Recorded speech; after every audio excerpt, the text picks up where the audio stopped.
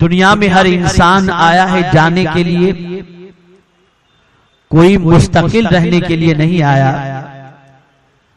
ایک نہ ایک دن ہر ایک کو اس دار فانی سے دار بقا کی طرف کچھ کرنا ہے، لیکن خوش نصیب ہیں وہ لوگ جب وہ اس دنیا سے جاتے ہیں تو دنیا صرف یہ نہیں کہتی کہ یہ وہ بندے ہیں کہ ان سے اللہ راضی تھا، بلکہ میرا پروردگار خود جب انہیں بلاتا ہے تو کہتا ہے اس حال میں میرے پاس آ جاؤ کہ تم اللہ سے راضی اور تمہارا مولا تم سے راضی۔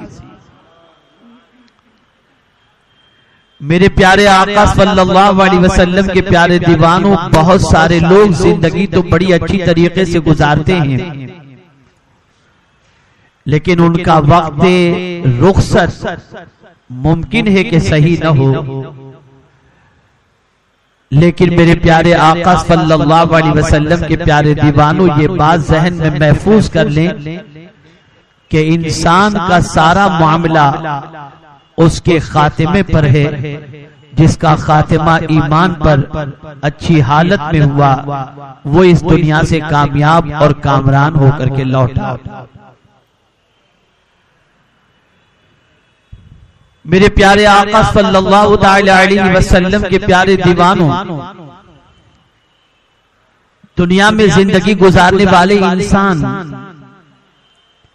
اپنی زندگی کے لمحات گزارتے ہیں مختلف انسانوں کی خوشی کی خاطر، مختلف انسان کو راضی کرنے کی خاطر، مختلف انسان کی خوشنودی کی خاطر، لیکن وہ اللہ کے برگزیدہ بندے جن کا جینا بھی اللہ کے لیے ہو اور جن کا مرنا بھی اللہ کے لیے ہو، وہ اپنی زندگی کے لمحات جب گزارتے ہیں تو ان کی زندگی کے لمحات انسانوں کو خوش کرنے کے لیے نہیں بلکہ خالق ارض و سما کو خوش کرنے کے لیے گزرتے ہوئے نظر آتے ہیں۔ میرے پیارے آقا صلی اللہ تعالی علیہ وسلم کے پیارے دیوانوں، یہ دنیا دار الامتحان ہے، اس میں امتحان ہونا ہے اور ہر ایک انسان امتحان کی وادیوں سے گزرتا ہے، ہر ایک انسان قدم قدم پر آزمائش کے مرحلے سے گزرتا ہے۔ ایک طرف انسان کی خوشنودی ہوتی ہے، ایک طرف اپنی ذات کی خوشنودی ہوتی ہے، ایک طرف رشتہ دار کی خوشنودی ہوتی ہے، ایک طرف دوست احباب کی خوشنودی ہوتی ہے، ایک طرف قبائل کی خوشنودی ہوتی ہے اور دوسری طرف پروردگار جل جلالہ کی خوشنودی ہوتی ہے۔ ہم دیکھتے ہیں کہ جب اس مرحلے میں انسان پہنچ جاتا ہے کہ دو خوشیوں کا تقابل ہو، ایک طرف اللہ کی خوشی ہو اور ایک طرف اللہ عز و جل کے بندوں کی خوشی ہو، تو ہم دیکھتے ہیں کہ انسان بندوں کی خوشی پر اللہ کی خوشی کو قربان کر دیتا ہے۔ لیکن اللہ اکبر، جن بندوں کی سچویشن یہ ہوتی ہے کہ اللہ رب العزت جل جلالہ کی بارگاہ کے اندر اپنی محبت کے نذرانے اس طور پر پیش کرتے ہیں کہ مال دے کر اگر اللہ خوش ہوتا ہو تو وہ مال دے کر اپنے رب کو راضی کرنے کی کوشش کرتے ہیں، اگر جان دے کر اللہ راضی ہوتا ہے تو وہ جان دے کر اپنے کریم کو راضی کرنے کی کوشش کرتے ہیں۔ ان کا مقصد، ان کی زندگی صرف اسی کام میں گزرتی ہے کہ میرے کریم تو راضی ہو جا، اے پالنہار حقیقی تو راضی رہے۔ یہی وجہ ہے کہ مصائب کے جب پہاڑ توڑے جاتے ہیں، تکالیف کی وادیوں سے جب گزارا جاتا ہے تو زبان پر شکوہ نہیں ہوتا، زبان پر شکایت نہیں ہوتی، ہر معاملے کے اندر ہر مصیبت کو خندہ پیشانی سے قبول کرتے ہوئے اللہ رب العزت جل جلالہ کے فیصلے پر انسان راضی رہنے کی کوشش کرتا ہے۔ لیکن وہ ہر انسان کے بس کی بات نہیں، دنیا میں انسانی طبقے ہیں، مختلف قسم کے انسان ہیں۔ آپ دیکھتے ہوں گے کسی میں کوئی صلاحیت ہے، کسی میں کچھ صلاحیت ہے، کسی کے اندر زمین کھود کر کے پیٹرول نکالنے کی صلاحیت ہے، کسی کے اندر یہ صلاحیت ہے کہ وہ زمین سے کھیتی باڑی کا اہتمام کرے. کوئی پانی زمین سے نکالنے کی صلاحیت رکھتا ہے, کوئی پیٹرول نکالنے کی صلاحیت رکھتا ہے, کوئی اناج نکالنے کی صلاحیت رکھتا ہے. زمین کے اندر بسنے والے انسانوں کی سچویشن دیکھیں تو مختلف طریقے کے انسان نظر آئیں گے. ہر انسان اکول نظر نہیں آئے گا. کسی انسان کی پوزیشن آپ دیکھیں گے تو خواب میں ڈرتا ہوا نظر آئے گا, اور اسی انسان کی پوزیشن آپ دیکھیں گے تو باطل کے سامنے سینہ سپر نظر آئے گا. آپ انسانوں کی زندگی کا جائزہ لیں تو انسان مختلف طریقے کے ہیں, مختلف اقسام ہیں انسانوں کی. لیکن میرے پیارے آقا صلی اللہ علیہ وسلم کے پیارے دیوانوں, جب انسانوں کی سچویشن اور انسانوں کی کیفیات قرآن کی روشنی میں ہم پڑھنے کی کوشش کرتے ہیں تو بڑا عجیب معاملہ نظر آتا ہے.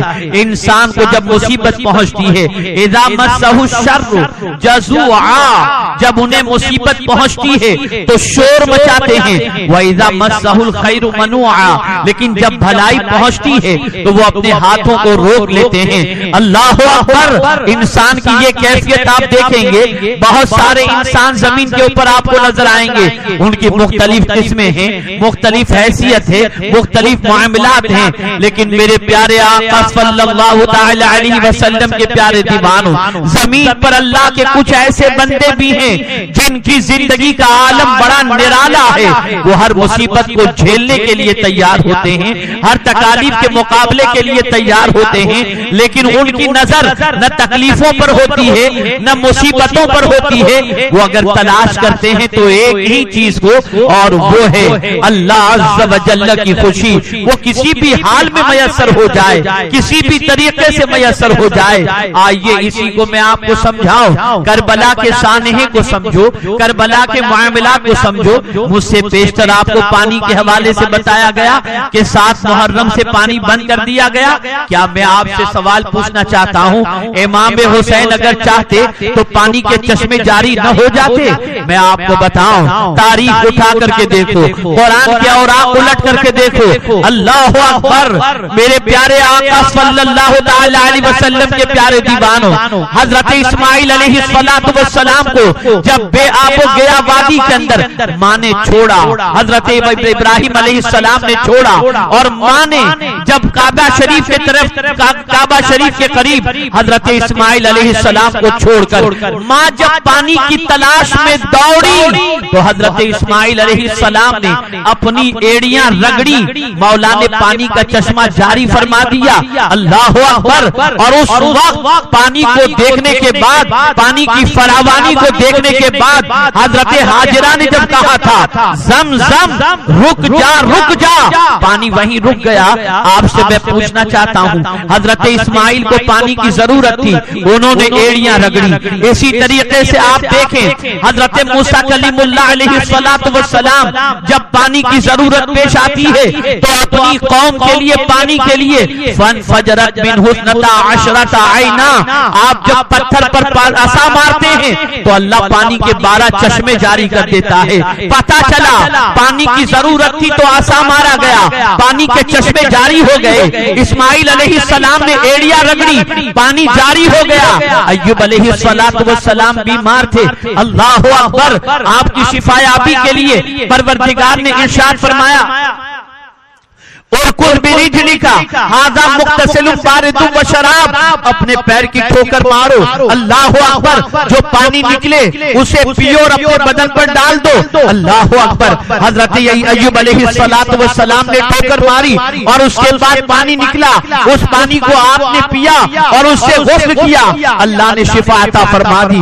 اب پالنہار حقیقی کی بارگاہ میں عرض کرتے ہیں, اے اللہ, اسماعیل علیہ السلام کو پانی کی ضرورت تھی, انہوں نے ایڑیاں رگڑی, حضرت موسیٰ علیہ السلام نے عصا مارا, حضرت ایوب علیہ السلام نے ٹھوکر ماری, لیکن کربلا کی تپتی ہوئی ریت پر ننھے نوا امام حسین رضی اللہ تعالیٰ عنہ جو تیرے نبی کے نواسے ہیں, میرے مولا, ان کے لیے پانی کا اہتمام کیوں نہ ہو سکا؟ تو جواب ملے گا, نادان, تو نے حسین کی زندگی نہیں دیکھی. سن لے, موسیٰ کو پانی کی ضرورت تھی تو عصا مارا, اسماعیل کو پانی کی ضرورت تھی تو ایڑیاں رگڑی, ایوب علیہ السلام کو پانی کی ضرورت تھی تو انہوں نے ٹھوکر ماری. اگر میرا حسین بھی مجھ سے پانی طلب کر لیتا تو اس کے لیے بھی پانی کا اہتمام کر دیا جاتا. حسین نے پانی اس لیے نہیں مانگا تھا کہ مولا آج میری کوئی مرضی نہیں، جو تیری مرضی ہے وہی میری مرضی ہے.